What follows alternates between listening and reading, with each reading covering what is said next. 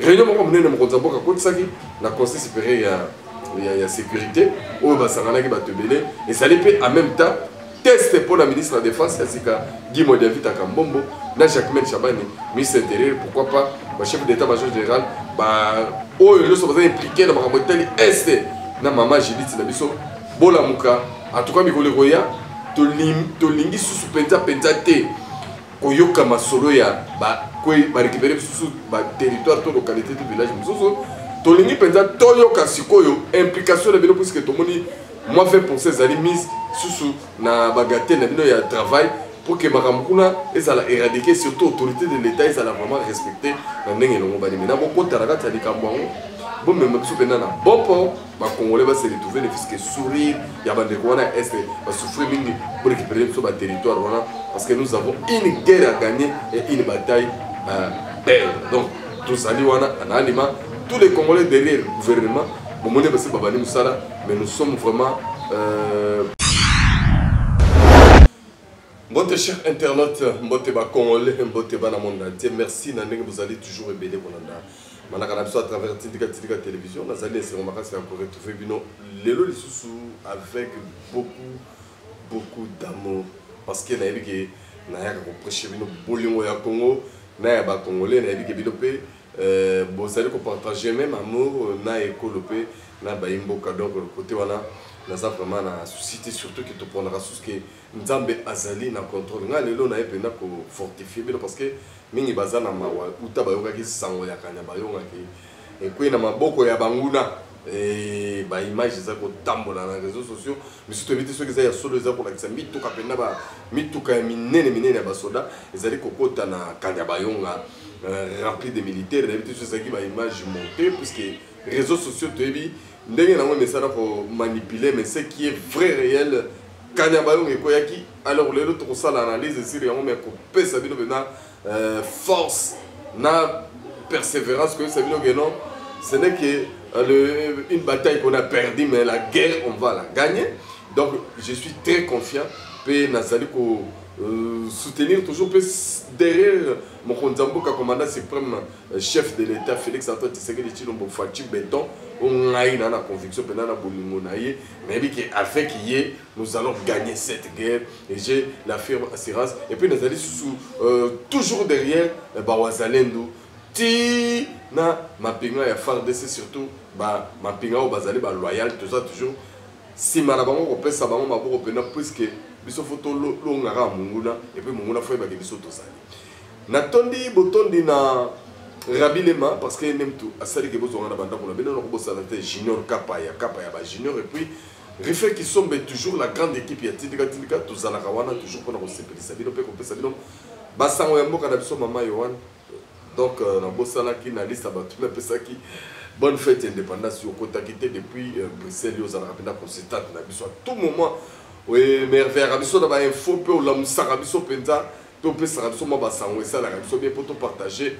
na ba imboka ebele na oki sango ya ba patriote ebele ba sepela ki comme na artiste éminagi ya États-Unis ko la concert na ko brader bendele ya République démocratique du Congo so qui peut a brader ki bendele mususu ya Africa mais biso tozaki plus intéressé na web parce que une de nos compatriotes moi si à Outaki na public azali vraiment patriote à son drapeau na biso pe ko yambe ko tikeli yango na maboko et puis ko tombola yango en tout cas ça l'actualité ça et comme makasi et puis message ezali transmis pour que ba de belé bacha ekolo Congo ka en tout cas etumba biso zali ko mundango na ba dimension ebele sur le plan médiatique parce qu'il faut boyeba que bitumba la guerre il y a genre de et avec l'adversaire que nous avons qui est soutenu par les États-Unis qui est soutenu par l'Union européenne il faut que bazali ba tout le monde y a ba moindre été bazali ba tu nene alors tant tous au bundana bango il faut tous se préparer en conséquence parce que c'est une guerre et guerre oyo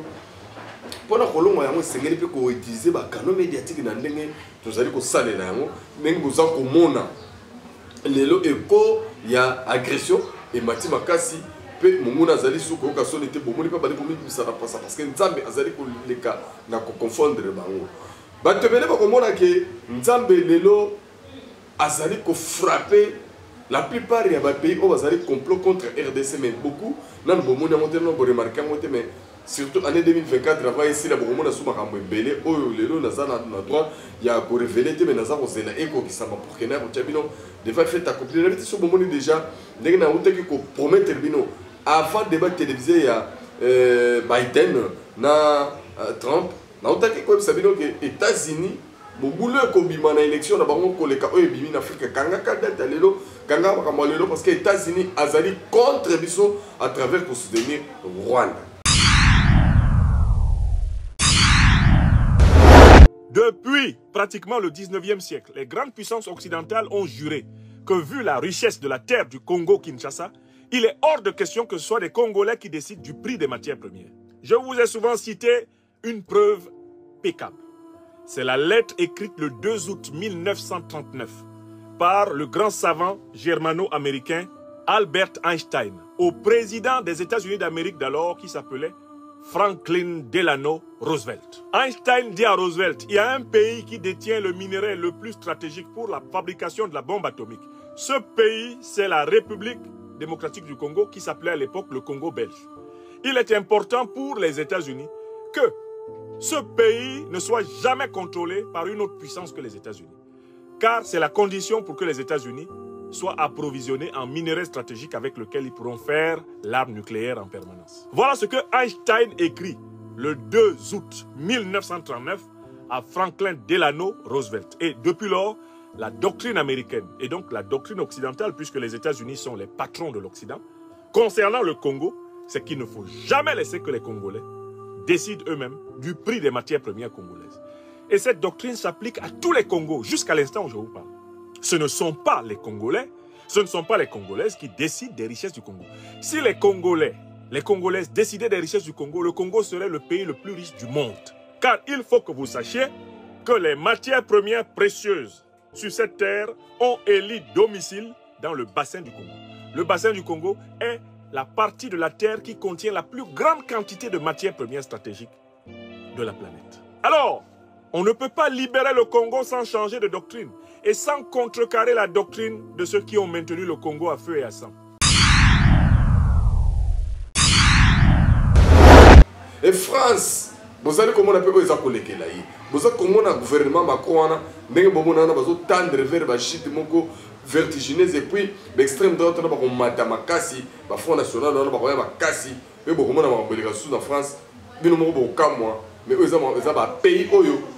et ça dit que RDC. Retourne à Kenya bomoni parce que ne mutu ba utaki ko salela complot contre le peuple congolais et contre RDC. Bomoni yango. Tout ça ko yebisa bino ke tout ça ko bunda bitumba oyo sur le plan spirituel et sur le plan physique. Mais bon baisser ma borote ngai na la kakabino batu balanda kangai bebe la kangai sento wana yebisa kabino ngala lobaki na bino ke ngai na la kondima ata lelo munguna na biso a comme à niveau aux autres territoires, à niveau aux Grand Kivu Mobimba, province, la Grande Orientale Mobimba, naï na baissé braté, il y a toujours patriote, puis qu'on a la dernière restitution, et puis qu'on a la dernière mampinga, parce qu'il y a un Nzambe, Nzambe a quoi s'arrêter, Nzambe a lobi, tout le monde, Azali Nangam, Napsomusu Barobi, ah, il y aura Saint Thomas Bilobé, la Koutou, Bana Israël, on va trouver la Bible, on va Koutou, la Bible, on va en guerre, Gaza pour nous munda ba boma batu biso ko soki ndenge nini biso toza ko agir selon plan nzambe na moment nzambe ndenge azali ko battre la paix surtout ndenge azali ko battre la commandant suprême na biso on a le baki na bino que faut ko China ma bondeli surtout na ba moi otozali na yebisa bino que moi ya mai juin juillet et sengeli mingi ko bondela pona ekolo Congo pe ko bondela pona mokonza mboka parce que Munguna azali ko se préparer makasi azako la te azana tous les fronts contre la République démocratique du Congo parce que ce n'est pas seulement Paul Kagame dans sa contribution mais monde parce que bazaba bénéficiaire il y a ba produit en boka na biso balingi biso tous ala toujours na kati ya pauvreté et bazali banguna na lobaki na biloko bazela kabiso kaka jour to ko bandaka lisasa liboso vraiment ndeba obima ba allié et belé sima ya Paul Kagame mais shit ya kanya bayonga et l'embisabilité et Tchabino a des espoirs, espoir sur le botani, quand par rapport à village na ba localité pour récupérer mais qu'on les kawa. Donc nous avons encore récupéré beaucoup de postes mais pour encourager que ba ko isaka ba territoire na yebi ki na front réunion moko munene mo konza boka ko tsaki na conseil supérieur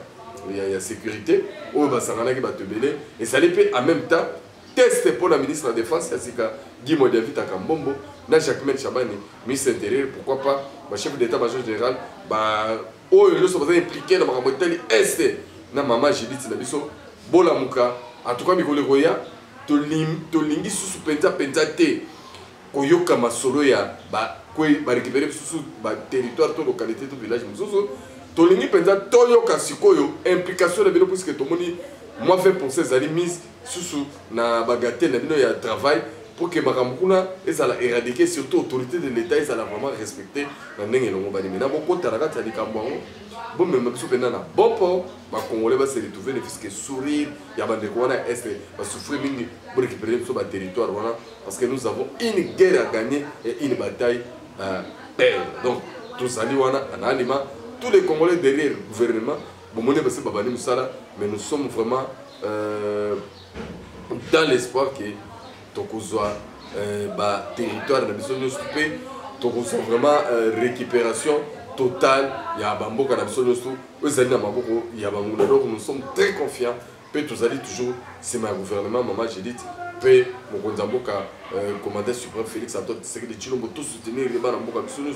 tout là qui s'appelle amour et il y a ma pinga nabiso et surtout dans Wazalen donc vraiment il y a en nature en espèce vraiment moralement financièrement tout soutenir les bazar à fond partout dans le réseau bazali botal et la l'état pour contribuer pour tirer vraiment quelque chose bazala satisfait bazala motivé toujours parce que bango bazali babate na biso PCP verser mingi na maman na biso j'ai dit tinanga kena ki kotala ba blessé de guerre pe kotala ba déplacer pe comme bela bango ba quelque chose en tout cas il va joindre sali vraiment kitoko maman zala kande et puis toyoki ba tonne de 120 tonnes il y a d'arrêt auto monaka bateau toka ba ceux qui ba banque mondiale ceux qui ba organisation des nations unies ceux qui ba PNUD ceux qui ba nini ba tonne ba kana moi 20 tonnes moi 10 tonnes biloko moko insuffisant ils a détourné non na ba ONG na bango mais biso na pene pour PC en population c'est mais suivi vraiment ezalaka parce que mon esuki ka na TVT mais ce que muto suka pas suivi moi suivi on ezalaka ezalaka raté service à frais vente muto mo azora souté et ça la propreté en tout cas nous sommes très confiants et puis vraiment ba patriote tout bien ba congolais na patriotisme on a tous tenir mboka na tous tenir Moulabatar et Kolo, tous à la Sima, Sima Mampinga, tout, Tocha Bango Maboko, et longue Zali et surtout que 2024, et Zali année au titre comme décembre, les années année tout le monde va sur tous les plans, mais nous avons besoin, il y a changement et Bissot Mokona nous tombe à changer avant que changement et pas banning en sous. Toto les minutes pour tout le monde que vous allez gagner pour la Bissot et vous allez toujours confier à la vie de te remercier. 35 pour depuis Canada, donc Aningala. Yo yebino yo pour rater jamais bientôt. Jour Jésus pour ça rencontre on a donc contact physique et ça va bien. Tokobo Sanate, Jacques Mbouyamba depuis Chypre donc il y a osé aux Alara Ebiso. Tokobo Sanate qui zone vient à tomba coller chez maman Laurence donc de tous les temps de tous les jours. Tous allez toujours ensemble pour nous solo la masolo il y a Mboka na biso, makambo tali Mboka na biso pe mais ça là il y a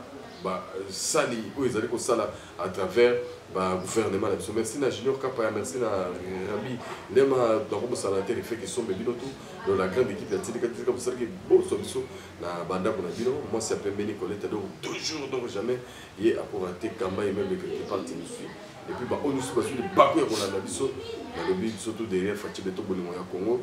Naya Congolais, surtout, sont monités, condimentés. Le Congo va bientôt changer. Au moment où Bamasona Metendi, ils allaient bas maman en réalité, mais tu vas au béton très prochainement dans Masoro.